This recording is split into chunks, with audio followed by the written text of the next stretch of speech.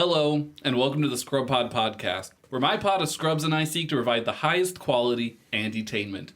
I am joined by a returning guest, Scrub-a-Dub Scott. Hello. And our new guest, the lovely Laura. Hello. How are y'all doing today? Pretty good. In fact, I'm very happy right now as my former name has been dropped. Oh, I'm so glad. No longer Silly Scott. Yeah, that one I'm okay with. It's the other one I don't particularly care for. What's the other one, Scott? Slutty. You said it, not me. And how are you doing today, Laura? Oh, I'm doing just lovely. Lovely. I'm so happy to be here. That's quite lovely, lovely Laura. Very good. And as we're just going to dive in right into today's topic, if I do say so myself.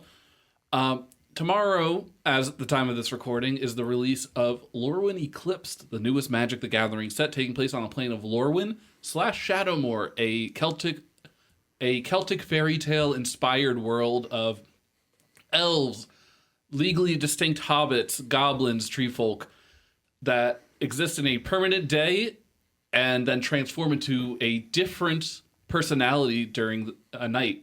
Hence the cycle of Lorwyn and Shadowmoor. And so we're coming back to these worlds with so many iconic characters. And as members of the Alphabet Mafia and Scott, we are going to play a game with all these new commanders. So to give them all a little showcase on what really matters in today's political age. We are going to find out out of all of the commanders in Lorwyn, all 21 of them to be exact, 21, which ones are queer, which ones are allies, and which ones are homophobic. Now, this is entirely all of our opinion, but our opinion is actually fact in these cases, because we have an out queer person, an out trans person, and Scott. Hi, I'm the diversity hire. It's true. We need the straight bias, you know? Yeah. We need the standard. This is the one time we need a straight cis man around. We need not just moral support. Someone not to just teach us how to play Madden. Yeah. I've never played Madden in my Someone life. to not just teach us. All right, Scott, straight pass for So I've totally played Madden and NBA 2K. name. All right, if you love sports so much, name all 32 teams in the NFL. LeBron James. This guy's got it. Damn. So good. Guess you are straight.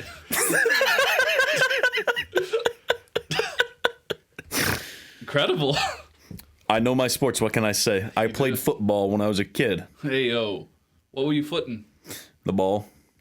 Damn. Should have thought of that.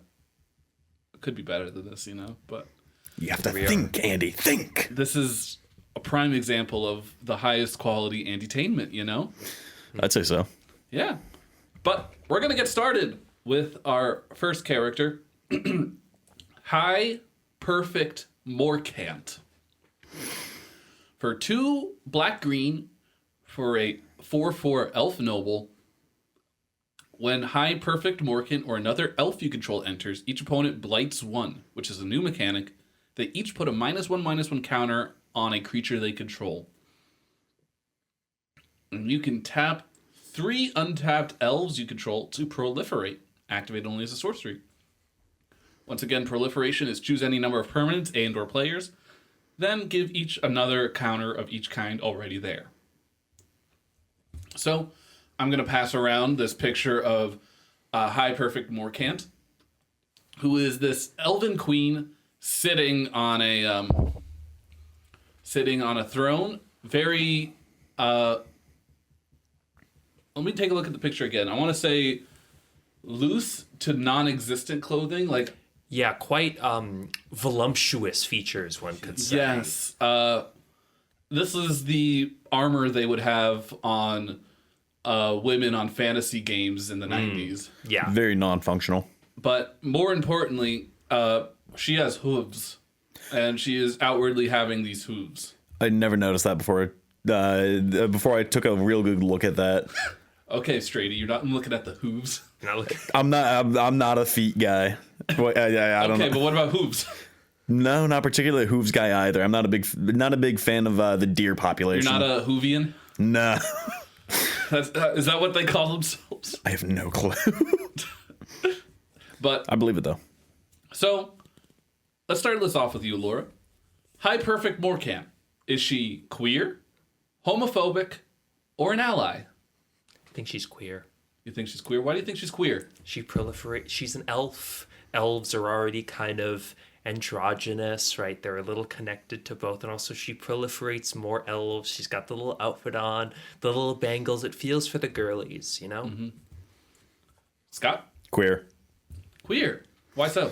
She looks like she runs a BDSM basement. No shame on the folks, but with the fit she's got on, there's so much skin exposed.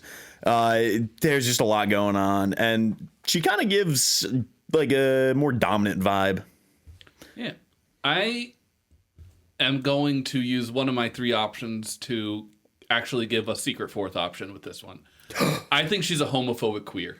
Oh, I can absolutely see that. Because for those who don't know the lore of Lorwyn, can we get a rim shot, Scott? What? The comedy drumming. Oh. That's the drum roll. I need the dum tis. Dunham. I can't do it. But in the lore, elves are kind of Nazi-like and fascist in this world, where their society is run by the most beautiful, and beautiful is determined by like conformist belief and what others are like how you perceive, how you display yourself to others, but in like you need to play by the rules. If you have like one imperfection off, you're seen as others. They literally call goblins, which are ugly creatures, eye blights. Oh, so they're like bad. Yeah, All like right, they're cool. like, well, it's Yeah. like there's some good, they're nuanced. Like the elven society, bad, yes. There's some good eggs in there, but you know they're also all listen. All elves are bastards, okay? I think that is a darn tootin' shame. All those bodacious babes need not to be judged on their prettiness, Exactly. but on the quality of their character. But I feel like, you know, there is a genre of gay men, I'll say specifically, because that's my experience with them, of like, oh, you're bisexual, you're just greedy. And that's the vibe I get from her. Like, it's just like a pick a side. She's like I think she's a pick a side queer, you know? And in a way, is that not homophobia? Oh, of course. Yeah. It is by definition the practice of homophobia. Yeah. Exactly. Isn't it specifically biphobia? Technically, yeah, but Yes. Okay. homophobia is kind of the umbrella term for what we're going to be using. Homophobia is also going to include transphobic in this discussion as well. Okay. Makes sense. Xenophobic, ableist, Scottist. Just you. Yeah. Yeah. It's people who hate Scott, and it's me. The world is not ready for a quirked up white boy goated with the sauce. Can a white boy go to the sauce get a ni hao? Ni hao. But we're going to move on to our next contestant, the next commander, Marilyn Fey Ascendant. For 2 black, green, blue, for a 4/5 elf fairy noble.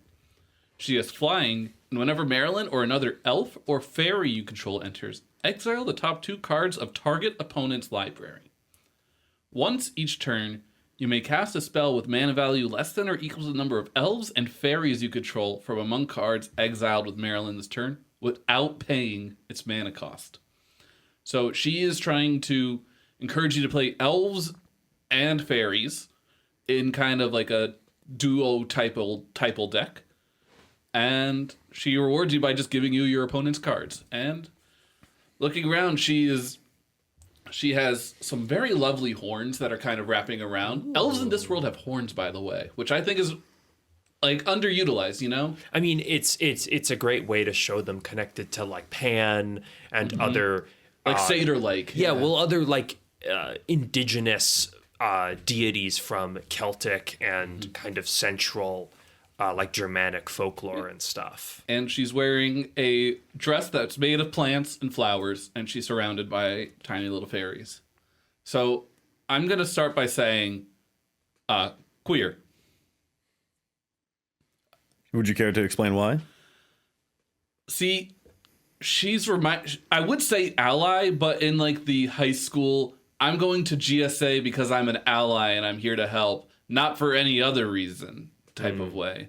Like, I think she was a little bit of a late bloomer. Nothing wrong with that. And so but now she's just kind of coming into her own. She definitely dressed up a lot for Pride to show her allyship originally, but now she's dressing for herself, you know? Once she realized she doesn't need to use other people's identities to help express herself, she's able to kind of just express it on her own. How do you feel, Laura? I think that, first of all, beautiful take on experience of queerness out of the that was great. Yeah. But I mean, pick fairies, elves, especially the horns are giving big tiefling vibes, which of course, as a queer person who's played D&D, we all know the queers love their tieflings. All tieflings are queer. All tieflings are queer indeed. All elves are bastards. All tieflings are queer. I think she's definitely giving like kind of like, you know, those like queer people that are like, oh, I should the like 70s Stevie Nicks kind of rocky, chilly, psychedelic, sort of chill, stoner queer sort of vibe. She gives like happy stoner lesbian type vibes. I love that for her. Yes. She's giving, in one word, hippie. Hippie, yes.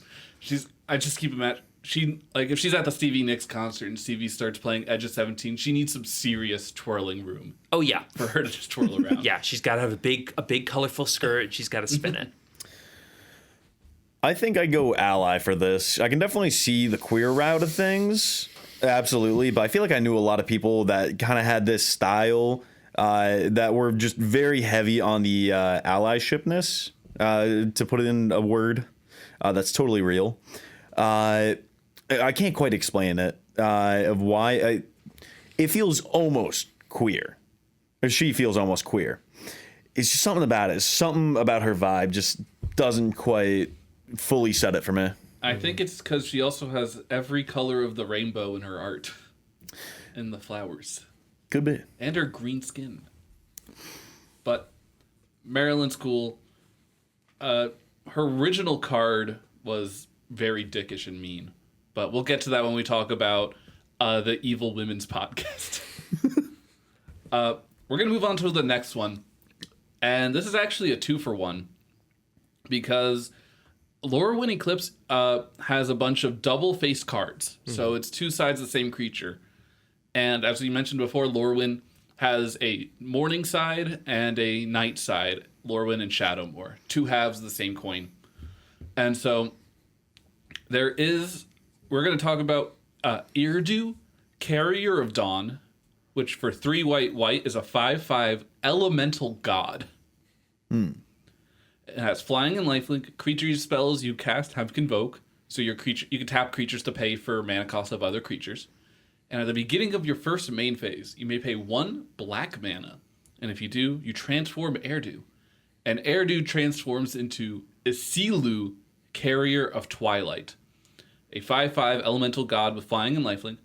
Each other non-token creature you control has persist. And what is persist? Well, when the creature dies, if it had no counters on it, it comes back to the battlefield with 1 -1/-1 counter on it. And at the beginning of your first main phase, you may pay a white. If you do, transform Isilu. So, this is the elemental incarnations of day and night on this plane, and you get to play with them, which is like as cards. And I think it's really neat, and they're very beautiful art. It's basically like, the way I'm going to describe it is kind of like biblical dragons, where, how like the French described a Tarrasque as a dragon. Yes. Originally. Yeah. Like, it's just kind of like that olden day image of what a dragon can be. And it is quite that's gorgeous. Yeah, it's beautiful art. The art in the set, by the way, amazing. Nailed it out of the park. They brought in a lot of returning classic Magic artists, some of my favorites, as well as I think this one has more, like in most recent years, has the most actual hand paintings done in a Magic set. It's like not done as digitally as it used to be. Like, they brought in a lot of traditional arts. The showcase card is there's a new Rebecca Gay art, which is, first of all, Rebecca Gay, Slay. I wish she was the subject. She's the subject of her own podcast where we just talk about the dissection of Rebecca Gay art. But they brought in artists like Richard Kate Ferguson, Ron Spencer, classic Magic artists and newer Magic artists to just kind of just give the show, like do the show. And so, but the star of the show right now, Erdu and Isilu. So we're going to start with you, Scott. I'm going to say homophobic for Erdu. I feel like that little glowing sun on the front is specifically there to smite down the queers. Maybe it's something about the imposing body gesture and it's kind of looking down on everyone. Kind of gives me the vibes of not so much that it's going to kill specifically the queers, but it's going to get everyone, but especially the queers. Interesting take. Laura? I think that perhaps I'm reading into this too much, but I feel like that something which isn't really human, which exists outside of human boundaries of identity and gender and all that stuff, is kind of queer by definition, a little bit, right? Like, yeah. it's a being which can't really have a gender or identity that's compatible with humans. So, like, I think in a way that makes it at least different in that sense. I just keep imagining like it's queer. We count those. We claim them. We claim them. We claim all elemental gods and incarnations of day and night. Of I course. will say I do agree somewhat with Scott that the day is more homophobic than the night. Because I can see that. as as somewhat vampiric creatures, that our history is relegated to the nighttime more often than outside underneath the light of God. We are truly like I love the night more than the day, honestly. Oh yeah. There's parties. Yeah. Yeah. Anyway, we're gonna move on to the next commander, Doran, Besieged by Time. For 1 white, black, green, a 0/5 Treefolk Druid. Each creature spell you cast with toughness greater than its power costs 1 less to cast. And whenever a creature you control attacks or blocks, it gets +X until end of turn, where X is the difference between its power and toughness. So we have this kind of... Doran is a returning character, like Marilyn, who was like the Treefolk commander for many, many, many years. Still is the Treefolk commander, if I do say so myself. And so it is a little bit more primal looking than, say, like Treebeard was when Lord of the Rings came around, as the other comparison to Treefolk and people that are shaped like trees. He looks more... for a tree, he looks rather like gnarled and monstrous. It's almost skull-like. The front of the Exactly. face. He looks like he has like a deer skull almost. He feels like an old man. He does. He's besieged by time, you know? Yeah. It's been a long time since we've been back here. And his flavor text reads, each year that passes rots you with scars. Shelter your heart, for the world is cruel. That's beautiful. That's beautiful. Yeah. He's an ally. You know? He's not like an elder queer that's like, hey, everything's going to get better. Listen, we powered through. We did all the work. He's an ally he's just there for you. You know? Like, I think he's like the dad that doesn't fully understand what's going on, but is there to just hoot and holler because their kid is so supportive. Kids in the community, and he just loves his kids so much.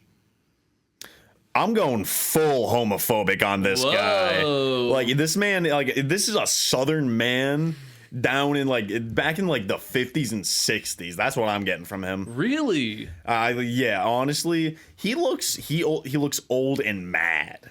Ooh. But he's a 0/5. Maybe, but that's just because he's old. Laura, what do you think? I really do like the ally interpretation. I think that it also works with the defensiveness of the card.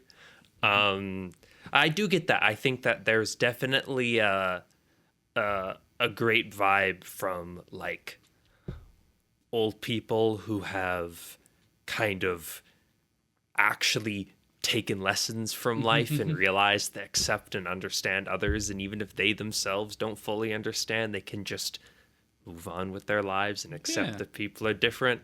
And it's always nice to see older people changing their ways and learning to accept others. That is lovely. I do think ally is a wonderful interpretation of that. I love that too. Old homophobic man. Potentially. We're going to talk about Bree of Clan Stoutarm, for 2 red and a white for a 4/4 giant warrior. You can pay 1 and a white and tap her. Another target creature you control gains flying and lifelink until end of turn. And at the beginning of your end step, if you gained life this turn, exile cards from the top of your library and you exile a non-land card. You may cast that card without paying its mana cost if the spell's mana value is less than or equal to the amount of life you gain this turn. Otherwise, put it into your hand. And the art of this is a giant woman, not the Steven Universe kind, nor the Attack of the 50-Foot Woman kind, but she's basically just a normal looking woman, but she has and I joke not, she has a sack full of sheep that she's taking care of. And that's lovely. Vaguely Irish. Yes. That would make sense. This is an Irish-based This is the Celtic Tales, yeah. And the giants in this set specifically are very influenced by like the druidic stylings of Celtic history. And she is giving the red hair. She's giving Merida. And I just love, and she's just taking care of the sheep. And you know what? If you have friends that are queer, they all have one animal that they will just fixate on and take care of for the rest of their life. Not one specific animal, but like, not just, sometimes it's one specific animal, like a dog for life. But there's always that one person that just wants to take care of every animal they see. And so I'm going to say Bree of Clan Stoutarm is queer. She's taking care of everything in a way that helps everyone. It doesn't have the sense of ignorance that comes from being an ally of like not relating to the troubles at hand. Like she seems like she's like when she's trying to help, it's because she knows what they're going through. So I'd say it's queer.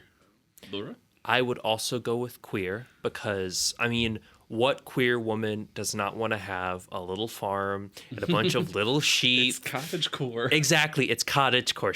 It's giving cottagecore. It's giving chicken coop. It's giving little sheep. Right? Who doesn't want a little baby sheep, little chicken coop? Every queer woman wants that. And also, giant woman.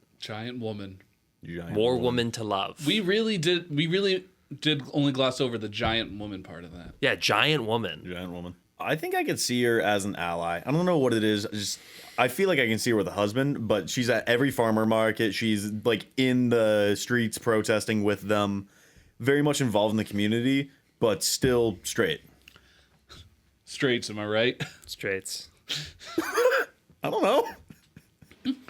Next, we're going to talk about Abigail, Eloquent First Year. For 2 hybrid Orzhov, so that you can pay a year by casting white, black, or a 1 white, 1 black. For a 1/1 bird bard. She has flying, first strike, and lifelink. And when Abigail enters, up to 1 other target creature loses all abilities. Put a flying counter, a first strike counter, and a lifelink counter on that creature. So she is a freshman in college at Strixhaven studying English. And more importantly than that, she's also an owl. Listen, I have fallen in love with this woman so many times. Love her abilities. I love her. Not just because she's an owl too. Like, I love her. I'm attracted to her. Therefore, she's queer. Scott? I say queer. Definitely. I definitely agree with like freshman in college kind of vibes to her. Seems very. She is very young. She is in fact a first year. Yeah. Seems ready to take on the world. I think that I'm gonna go with ally on this one actually. And not because there isn't necessarily a potential for queerness later, right? But she seems like a young person, a first year, she's figuring stuff out. Maybe she's not there yet, right? She's an ally, but maybe, like a lot of us do. Maybe she's going to discover things about herself in her later years. She seems like she might like experiment and decide not for her, but like, you know, who has more of a right to hate broccoli? Someone who's never had broccoli or someone that's eaten broccoli? Exactly. And then we are going to move on next to another double face card, Ashling Rekindled. For 1 and a red, for a 1/3 elemental sorcerer, when this creature enters or transforms into Ashling Rekindled, you may discard a card. If you do, draw a card. And at the beginning of your first main phase, you may pay 1 blue. If you do, transform Ashling. And she transforms into Ashling Rhymebound, a 1/3 elemental wizard. She transforms from a sorcerer to a wizard. When this creature transforms into Ashling Rhymebound, and at the beginning of your first main phase, add 2 mana of any one color. Spend this mana only to cast spells with mana value 4 or greater. At the beginning of your first main phase, you may pay a red if you do transform Ashling. Card's cool, neat, simple. I think it's playable in a lot of formats. But in terms of allyship, I'll describe the art. She is a blue elemental with fire coming off of her. She's like a fire elemental. And in this art, she's like laced in kind of almost like a gi, like a martial arts uniform. And she's like dancing around on the water. And then the evil side, she is just screaming and ice is coming out of her. Like it turns from a red flame to a blue flame as she goes from day to night. And so I'm going to pass that around. Thank you. But Ashling is a returning character from original Lorwyn block. Very cool, iconic card. Had a new card in Modern Horizons 3 that resurged her popularity. She has Magecraft. Very cool. I liked her old version, which she's just a board wipe waiting to go off. She is a cool new card. I think they're going to go ally with her, especially on the red side. Like, I think she's just kind of having fun with it. And on the other side, I think she is homophobic. I think she's someone that's be like, I love gay people, they're so cool, and then marry a cop. And then marry like the most racist man possible. Like, I guess good for her, but... No, actually. What do you think, Laura? I think that the day version of her is giving ally.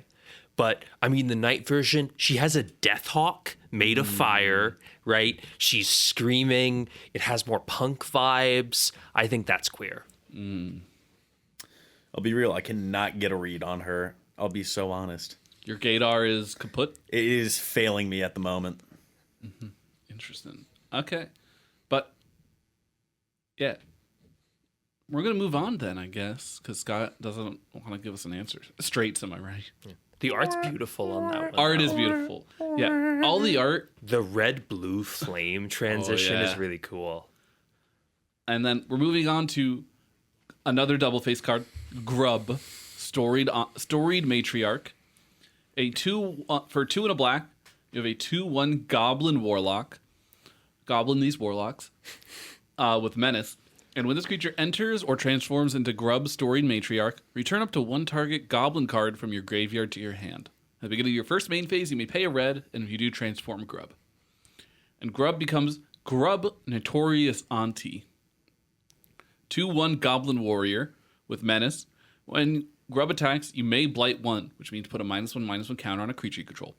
If you do, create a tapped and attacking token that's a copy of the blighted creature, except it has, at the beginning of the end step, sacrifice this token.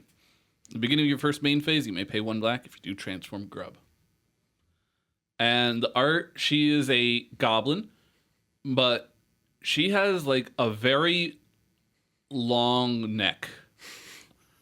Like, you know, like when a frog croaks, that's the type of like, and like the kind of like a gular sack of some kind, yes, perhaps. I knew you would know the term for that, so thank you for that. Like it's looks like a throat sack. Yeah, she has like a throat sack, horns, pierced ears, and the other side is basically the same picture, but she's showing her teeth.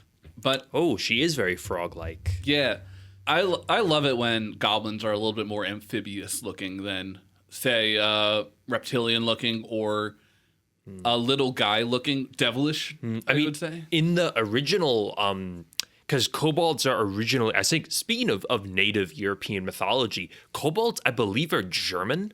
I want to say in the original myths, they're kind of dog-like, actually. They're little, like, mischievous spirits in the kind of original myth, which is cool that they're including kobolds and goblins and stuff, too. They're all kind of tied into that. Kobolds and goblins have been involved in magic for all of magic. Kobolds historically have always been 0 mana, 0 ones. I'm gonna say ally for both sides. Very similar to Doran. She's the mom that's just like, she's just happy her kid has friends and her kid is happy. And she's there. She invites people and she allows kids to come down to the basement and hang out with each other. Like, her house is the sanctuary. She's at the punk shows, you know? And the other side, she's fighting for her kids, you know? She's the adult that the queer community looks up to and be like, please, drive us. I'm going to rock with queer on both sides, but in different parts of her life. On the back, it's kind of like when she was still a punk rocker back in her day, going to the underground basement shows. And then the front side is she's calmed down, she's settled down with a nice other lovely goblin woman. And, you know, she's become a housewife. Yeah. I am loving the elder queer vibes. I'm gonna go with queer. I do love the elder queer vibe she's giving off. I think that there's also I think that there's something nice about frogs are usually creatures people think are kind of gross and kind of slimy. And I think that there's something that's kind of adorable about one of them being like cute and accepting and kind. I love frogs. Frogs. I love catching them little You know, critters. they use their eyeballs to push food down into their mouth. You know, I think I heard about that one time. It's Yeah. really weird. I've done that once before. It's true. Yeah. You can sink them in. Yeah. I'm going to try and pronounce this correctly. Brigid Clacken's Heart. It's going to be like some Gaelic pronunciation where it's pronounced Roger. 2 and a white for a 3/2 Kithkin warrior. The Kithkin are Magic's version of the Hobbits before they were allowed to use Hobbits. So, like, they're shorter, simpler, like a field folk almost. And Brigid says, when this creature enters or transforms into Brigid, create a 1/1 green and white Kithkin creature token. And as it says on most flip cards, in the beginning of your first main phase, you may pay a green if you do Transformer. And she transforms into Brigid Down's Mind. She is a 3/2 Kithkin soldier. Tap, add X green or X white, where X is the number of other creatures you control. At the beginning of your first main phase, you may pay a white if you do transform Brigid. She's like a short, older woman, very regal, like elder of like a tribe. But more importantly, when she is evil, her eyes are bright yellow. Like entirely yellow, almost like, you know when you like see like a Batman movie and the first thing you see is the eyes in the alleyway? Yeah. But she, like, the Kithkin are very cool. They're a fan favorite type that didn't really have much typal synergies for deck building purposes back when Lorwyn came out, which was before Commander got really popular. Now we have a lot of good options for Kithkin commanders. So let us start off with you, Laura.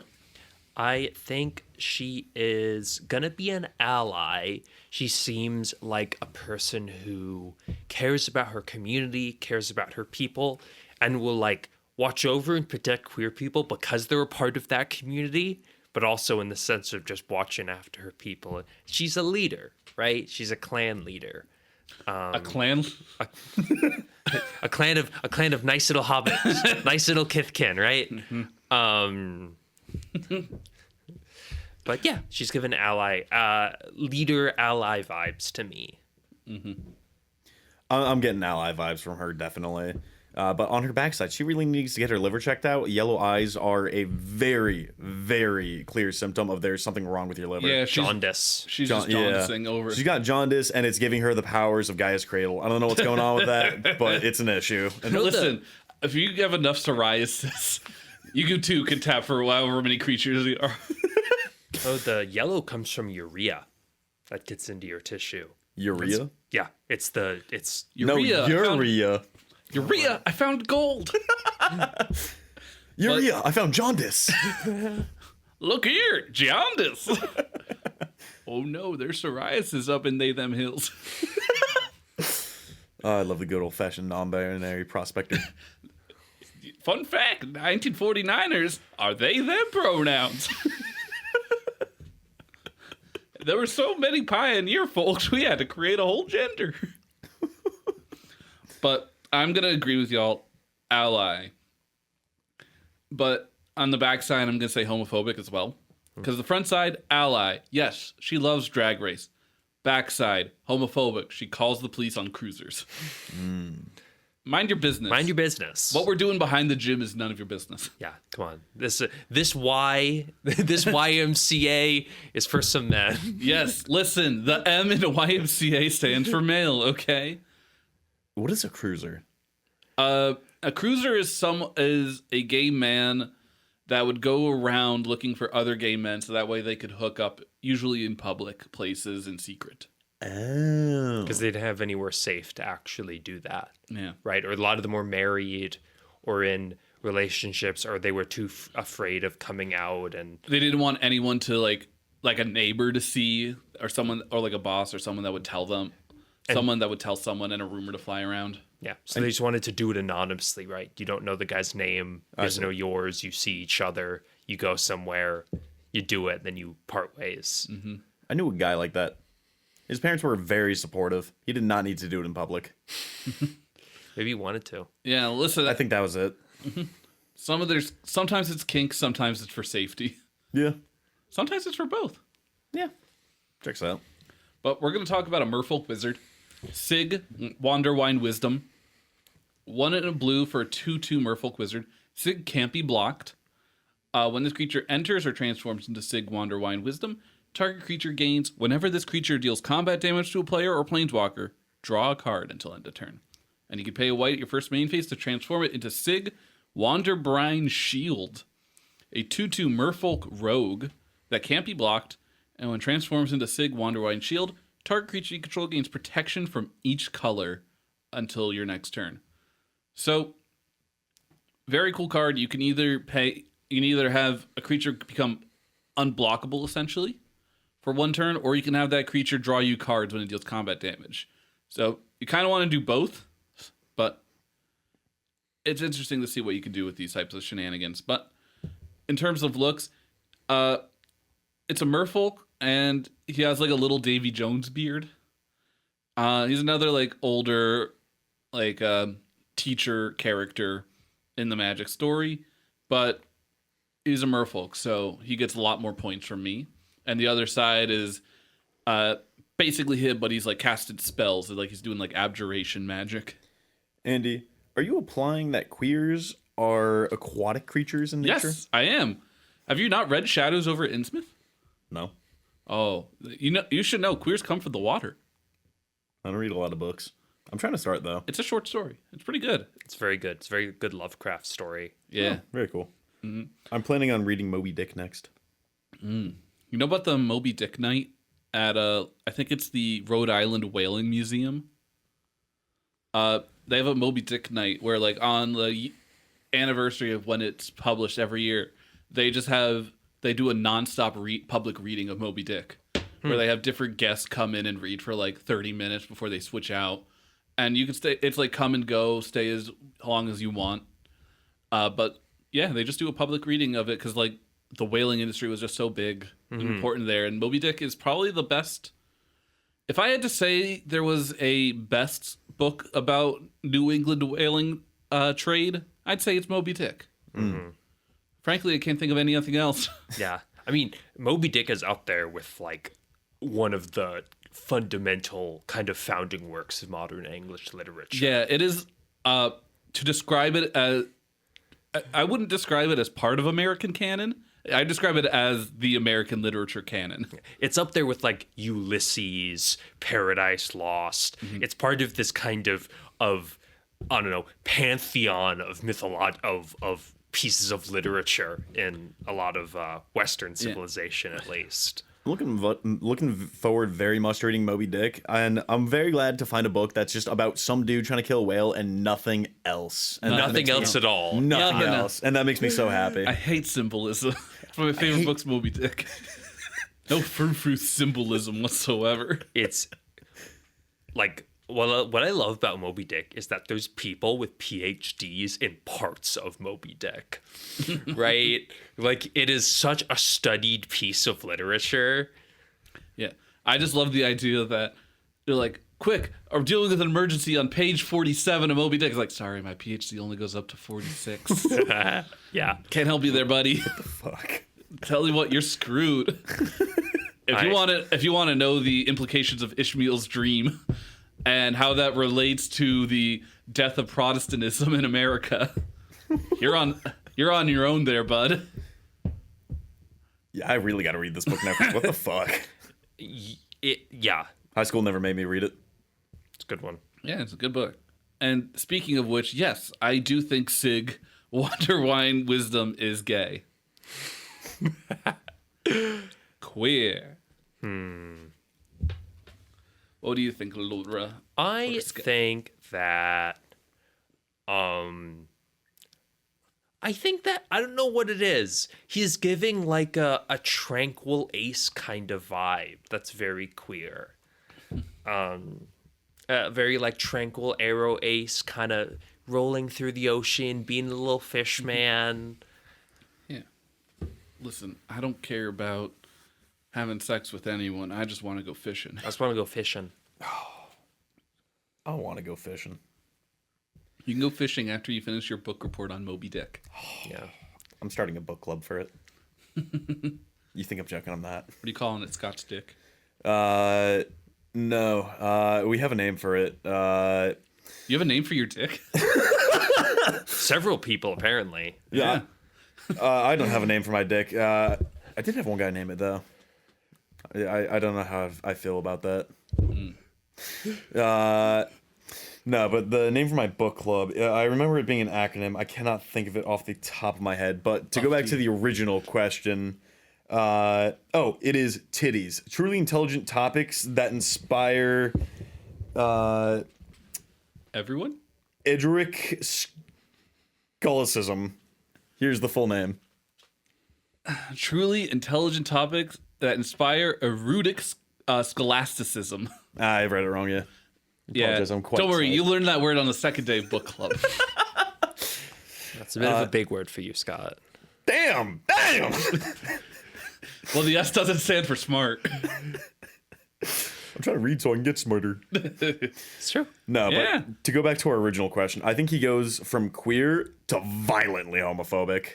Ooh. I think part of that decision is because he is actively at war with someone. There's flaming arrows being shot at him. He is summoning water to protect himself, and he's going to go stab somebody in the heart with his trident. But the front side seems like a very soft, nice, gentle old man. He seems like he experimented a lot back in the 80s, and now he's kind of calmed down with his husband. Yeah. In that clip on Anchorman, he's like, I killed a man with a trident. Yeah. You know, on the flip side, it could also be he's very violent and very queer and protecting that queerness. Listen, he shot the first harpoon at Stonewall. Who threw the first harpoon at Stonewall? Yeah. Yeah. Don't fire your harpoons till you see the whites of their eyes. I would just stop at whites. But anyway, we're talking about Carol Attentive first year. Another freshman, one in hybrid Boros for a 3/3 vampire cleric. You can tap 2 untapped creatures you control. Copy target triggered ability you control. You may choose new targets for the copy. Activate only once each turn. And look, he's just like a little vampire boy. Like, he's so cute. I want to protect him. I want to hug him. I want to be his like chaperone at the dance, you know? Like, he's just a little guy. He's just a little guy. He's a little guy. He's just a little guy. We don't get many white-red vampires. And, you know, his ability literally requires you have another creature. So it requires you to actually go out and have friends. So I think he is the most ally for now, but will be queer and accepted later on by senior year. I have a crazy take. I don't know what about it. I don't know what about him it is. It reminds me of the gay little monkey boy in the Apple Store. I don't know what it is. Oh, the gay little monkey in the He's Apple. the gay little monkey boy. So for that, I'm gonna vote queer. Gay little monkey boy, go. Not the gay little monkey boy in the Apple Store. Users at home, feel free to look it up. You'll understand. You need to look it up if you don't know what it is already. It's so good. He reminds me of every single theater major twink that I met in college. So I'm going to say queer. Yeah. You know who he reminds me of? This might be a deep reference. Have y'all seen House of Anubis? I have not seen House of Anubis. It was a British mystery like teen show, and he looks like one of the main characters from that show. But we're gonna move on to not Lorwyn, Lewin, imperfect naturalist. For 2 hybrid Golgari, so green and black, for a 1/3 elf druid. When Lewin enters, mill 4 cards, then you may put a creature or land card from among the milled cards on top of your library. And you can pay 5 mana, tapper, discard a land card, create a 1/1 black and green worm creature token for each land card in your graveyard. And importantly, her flavor text is this. I know I belong somewhere, just not here. She is an imperfect naturalist, meaning she was rejected by the Society of Elves for being too different. And she is just laying down in a bisexual stance in a tree surrounded by fairies. And I think this is... listen, I am just imagining Ellen DeGeneres and Elton John... going to a Stephen Sondheim show, and this is queerer than that. Like, it is the most gay art. A sad woman sitting by herself, feeling like she's not accepted by anyone, doesn't belong anywhere. No forlorn bisexual. Stop moping around and yearning. Yeah. You'll die.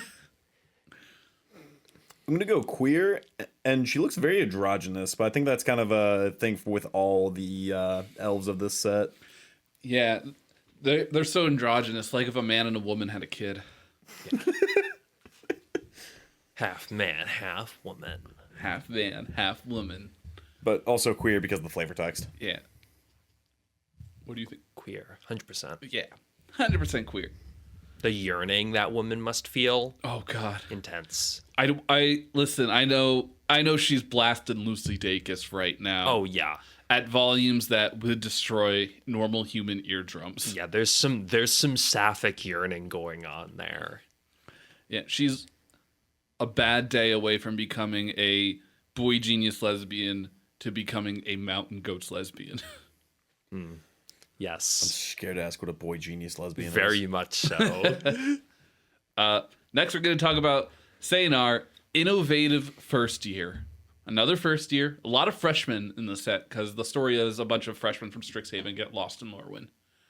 And for 2 and 2 is it, for it, which is blue-red, for 2/4 Goblin Sorcerer.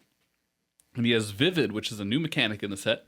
At the beginning of your first main phase, reveal cards from the top of your library until you reveal X non-land cards, where X is the number of colors among permanents you control, so maximum 5. For each of those colors, you may exile a card of that color from among the revealed cards.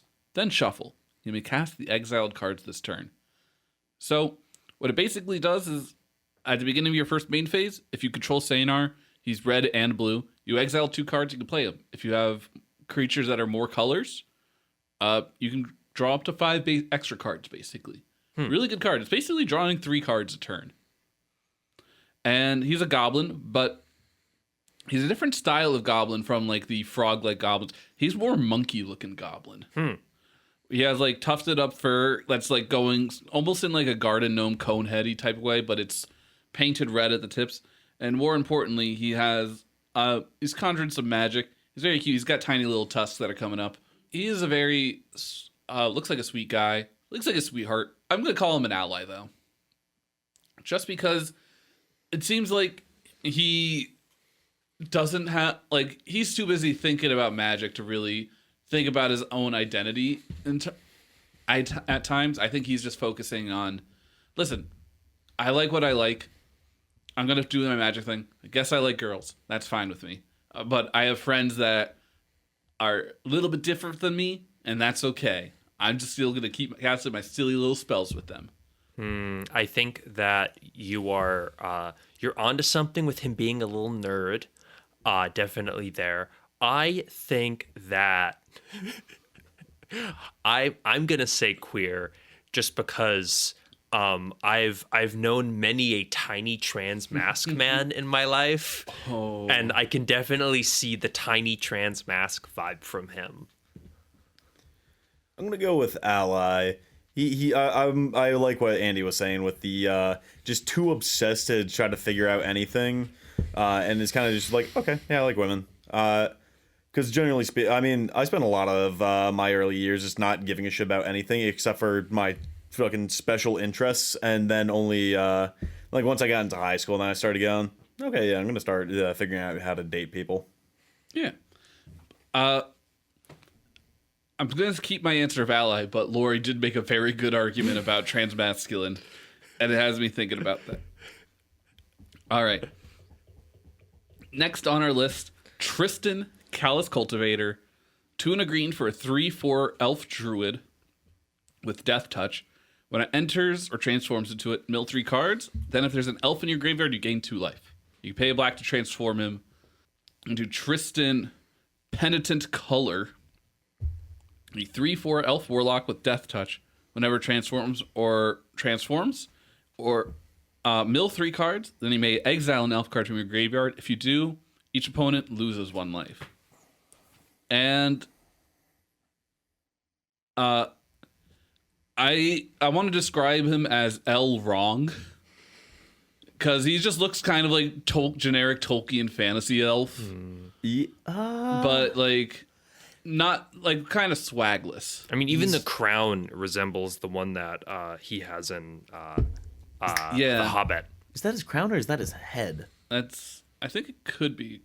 Because if that's his head, that is one funky. That's a crown. Head. Okay, yeah. Because in the next art is the same thing, but he's not wearing a crown, and you can see his horns are very going up straight. I understand. I think it's made of branches and stuff going around his head. That's pretty cool.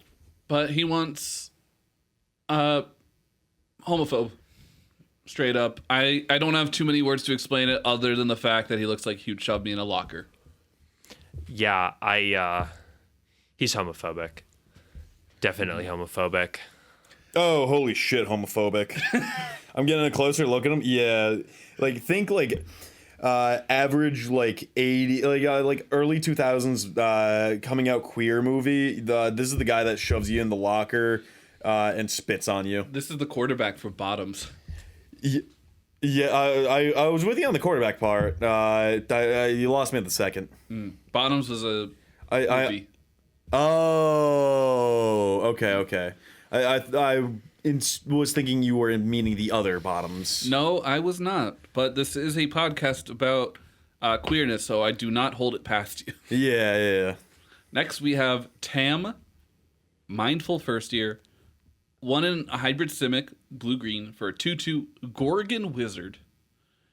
Each other creature you control has hexproof from each of its colors, and you can tap. Target creature you control becomes all colors until end of turn. And she has green skin, like Shrek. Blonde hair that comes down into several different braids. Almost like if she was a Gorgon, it'd be snakes. But she is a Gorgon, but she doesn't have snakes for hair. But there's a fan theory going around that this is Jason Veraska's kid. I could see it. But I think she's neat. I'm showing her on my iPad like this is show and tell. Her art's really cool, actually. Yeah, the art is really sick. cool. Zoltan Boros did an amazing job. I'm getting lost in her eyes. But I'm going to say ally for her. I want her to be queer, but I feel like she'd disappoint me in that sense. Been there. Yeah. I almost want to say queer because I'm seeing all the floating lights, and my first thought would be like EDM concert, but she's just not seen enough for that. Like, she just seems like she's into like queer culture, but she's not a part of it. You know, like she's adopting some of the stuff, like not full transplant colonizer. Like She's mindful. yeah, you know, she just has queer friends, and like she just enjoys the same things that they do. Yeah, I can see it. I think that, honestly, I think she's queer because she taps you and makes you all the colors. You know what? I like that. Yeah, you got me there. I'm gonna change my answer to queer now. Yeah, you're right. She just makes every color. Damn. Yeah. I didn't think of that. You're so smart, Laura. Next is our last commander from the main set. And then after this, we have 5 more commanders to talk about. We have Reese the Evermore. 1 and a white for a 2/2 elf warrior with flash. When it enters, another target creature you control gains persist until end of turn. You can pay a white and tap him to remove any number of counters from target creature you control. Activate only as a sorcery. And Reese is a iconic character from the first Lorwyn set, one of the main characters. And here he is finally being able to die peacefully due to the events of the story. And he's ally to me, you know? His job in the story was to make sure if Marlin ever goes evil, kill her. And he tried to, and then because he thought she was going evil, she wasn't. It was like a big misunderstanding. And then like he's helped save her, and now he feels confident that Marlin's evil side, Una, is not going to come out ever again. And so he finally dies peacefully. Love that. Yeah. Very cool. And so, like, he's in the art, he's literally turning into petals of roses. I think this is him. I could see this as ally death, queer birth. In that sense of just like he's literally being turned into flowers, and he's just kind of accepting that this was who he really was, you know. The past of his identity is now changing, and it's giving him a new perspective on things. I'm going to say, I like, with the theme of transmission, I'm going to say queer. I feel like turning into flower petals and blowing into the wind is a deeply trans thing to do. So I'm going to go with queer. Yeah, flower petals, the 5th gender. Yeah, exactly. That mine instantly put that what you just said put the thought of what would be the straight version of that, and the first thing off the rip is just I turn into a pile of nuts and bolts. Just fall to the ground. Okay, Clanker. But for Reese, I'm gonna go with what Laura said. I'm gonna go queer. Yeah. Clanker with the hard R. And you gotta watch out. The AIs are gonna come for you. They're gonna cancel you. Roku's basilisk knows. What's Roscoe's basilisk? Wink, wink. Or by talking about it on this podcast, we're spreading the idea and contributing to its creation. No, right? We can't be creating thought experiments that have been banned on several subreddits. So the basilisk won't hurt us. My God. Oh, I remember what that is now. Oh, doesn't that mean I'm now gonna die or something? No, because we've contributed to the creation of the basilisk. Oh, yeah, I haven't fully read about it. So it will have mercy on us. I see. So if we contribute to this thing that's going to destroy everything else, we're okay. So you're saying if we get down and lick the boot of this basilisk, Exactly. When it steps on our throat, it will hurt less. Exactly. But next we have Ashling the Limitless. 2 and a red for a 2/3 elemental sorcerer. Elemental spells you cast from your hand have evoke 4, which means if you cast it for its evoke cost, you sacrifice that creature when it enters the battlefield. And whenever you sacrifice a non-token elemental, create a token that's a copy of it. The token gains haste until end of turn. At the beginning of your next end step, sacrifice it unless you pay Wooburg, which is white, blue, black, red, green, one of each color of mana. So Ashling is another version of Ashling from the Commander products. She is just has like a bunch of dancing elemental dragons around her of different shapes of fire. Like she has like the green copper flames around her. That's one of the most Yu-Gi-Oh magic cards I've ever seen. Yeah, no, and she's broken like in Yu-Gi-Oh. She is out of all the commanders, has the most combo potential. Which is why I'm calling her queer, because I want to play with her. Are combos queer? Yes. Playing combos in your game of Magic is queer coded. I'm not quite sure how I feel about that. We'll talk about that after the podcast. Listen, just because you're realizing something. No, it's not. I'm just trying to put 2 and 2 together here. It's not adding up. Not in the sense of I'm building a combo deck and I'm now questioning my sexuality of what is so queer about a combo? Listen, I don't know how to explain it. It's the how do I describe it? In Parks and Recreation, there's an episode where Ron Swanson gets awarded Woman of the Month by like a government agency, and this was done as like a publicity stunt in order to get more attention to the award and receive more donations. And Leslie, who thought she was going to be the recipient of the award, says to Ron Swanson, like, Ron is just kind of like messing with her, and Leslie says to her, "Are you sure this is the attitude of someone who won this Woman of the Month?" And Ron just goes, "Everything I do is the attitude of someone who's won Woman of the Month, because I have won Woman of the Month." And that is how it feels like to play combo and then take it up the butt, you know? No, I really don't, but you know what? To each their own. Did that make any sense at all? That made no sense. No sense. I'm glad I'm not the only one here. Okay. No. All right, let me try and explain this differently. Okay. Imagine You're just gonna cut this out in post, right? Sure. This is all staying in. This is the meat and potatoes of this show. Yeah. This is what the show is all about. It is just my incoherent rambling.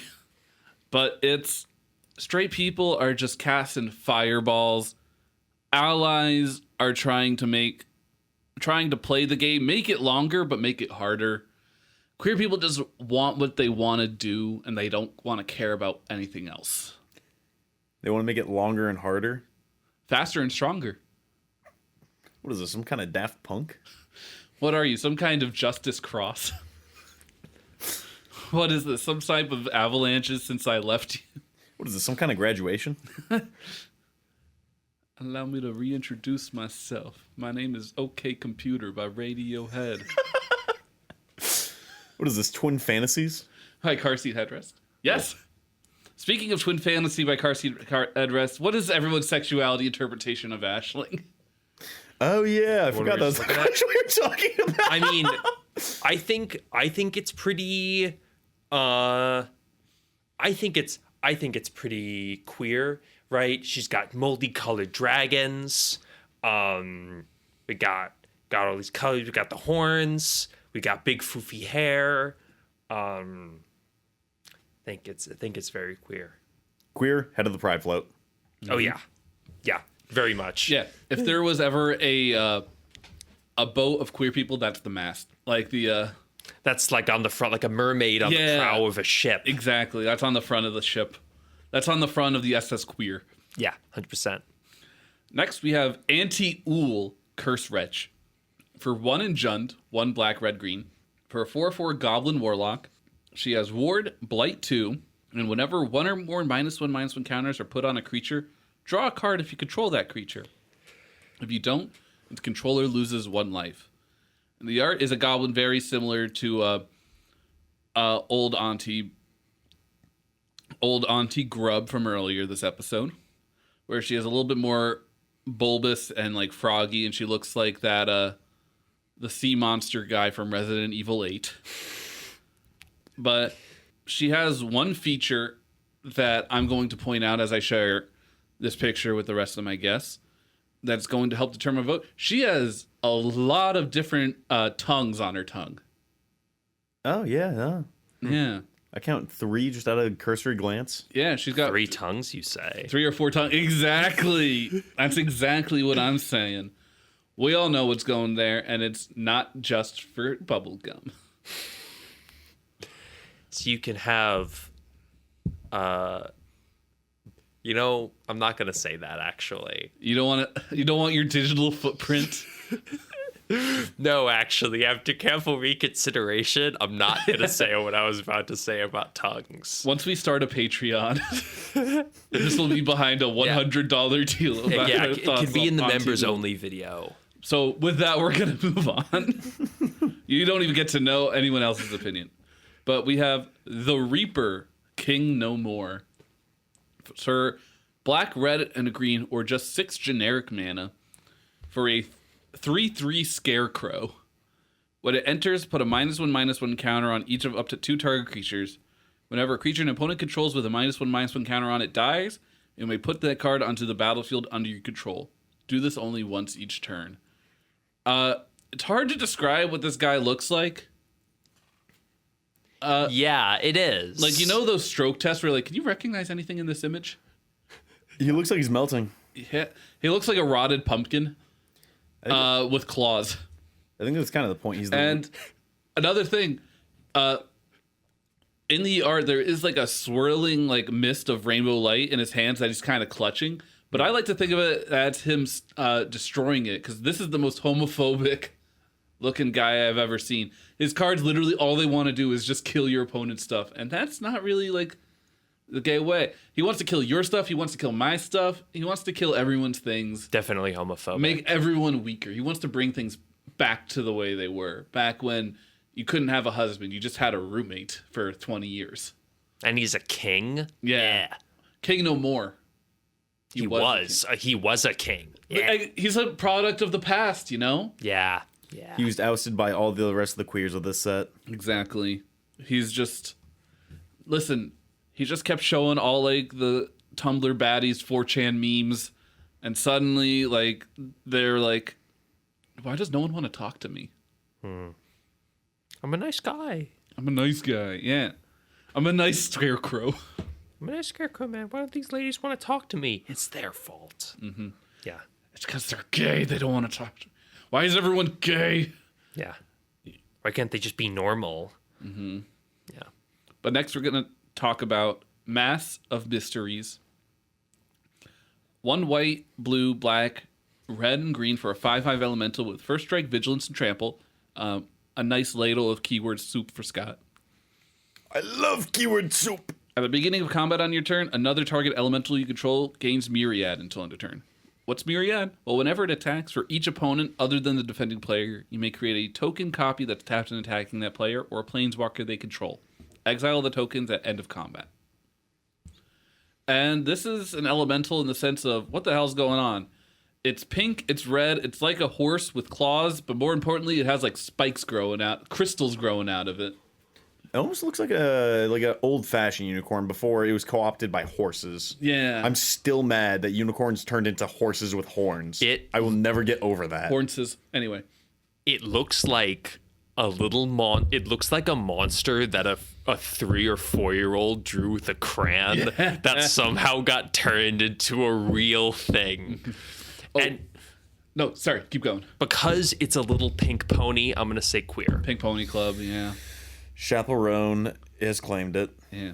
But speaking of which, I need to show you the secret layer drop where they actually did have 3-year-old kids draw monsters for Magic cards. I love that. And then they brought in actual Magic artists to transform their drawings into Magic art. I love that. It was for charity. It was really sweet. Oh, that's really sweet. Yeah. And then our last commander, we made it to the end. Last one. Ferafor, Young Yu. 6 and a green for a 4/7 tree folk druid. When it enters, create a number of 1/1 green sapperling creature tokens equal to the number of counters among creatures target player controls. And you could tap him, double the number of each kind of counter on target creature. And he's kind of like a wily looking tree folk. He's like a bonsai bush that's crouched and about to pounce on you. Huh. He's a attack shrub almost. He's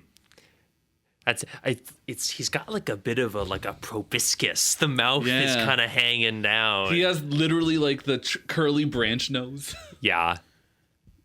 Reminds me a little bit of Kodama. Yeah.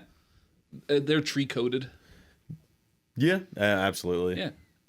This is honestly, refreshing. This is like one of the first 7 mana creatures I've seen in a very long time. I do love my big mana creatures. I love it when creatures are hard to cast. I love it when cards are kind of bad like that, you know? I love having those big cost creatures, and I love just cheating them out and then seeing people get annoyed about it. I paid 1 for the 7 cost creature. But he also has just like I'm just noticing he has a bunch of like little green spheres that are just kind of jumping all over him. Huh. Like, wild. So for the last time in this episode, Laura, Yeah.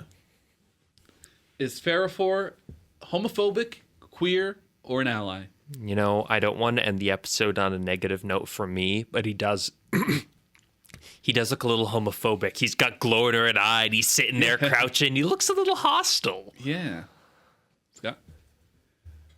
This might be a bit of a weird take, but I feel like he's queer, and those are all of his subs at the bottom of the card there. To me, he's given that kid like the sleazebaggy kid in Recess. You know, the one that had like the curly hair and it's like how deliciously moist. You know what I'm talking about? I do not believe so, no. Anyway, my point is Farafor's an ally. You know, they're scummy. They're objectively a bad person, but not because they're homophobic. They're a bad person because they like hitting people with cars. They don't return the shopping cart, but they will use the correct pronouns for you. Yeah, that's fair. But who doesn't love hitting people with cars? It's awesome. Try it sometime. That's what they're for, right? Yeah. Straights, am I right? Straights. But I'm going to hit you with my car. Then I'm going to put you in a crystal. that's a hate crime. Both of them. I'm going to do it not because I disagree with your gender identity and your sexual preferences, but because I want to. Straighty wants to put me in the crystal. I'm going to put you in a crystal for your past aggressions to me and my family. You're going... But Not because of any of your queerness. I respect it. I'm going to send you to... listen, I'm going to send you to Salt Lake City if you keep talking like this, all right? That's going- straight jail. You're going in the crystal, pal. Buddy. We're in the crystal now. Wait. Wait. What's that giant, massive, glowing, see-through object in a gem-like shape floating above me, Andy? Oh, no. I will get out. I will get you, Superman. Anyway. No, this was not... We're not being trapped in the Phantom Dimension. We were just some silly little fellas and silly little fellers. What's the feminine term for fella? I don't know what the feminine term for fella would be. I'm not sure. Anyway, we have been some silly little folk doing a silly little podcast. Thank you so much, Laura and Scott, for once again getting back in the tub with me and giving each other a nice scrub-a-dub-dub, nice and intimate. Of course, anytime. Very eye-opening experience for me here. Yeah. After saying that, one of you gets to put me down.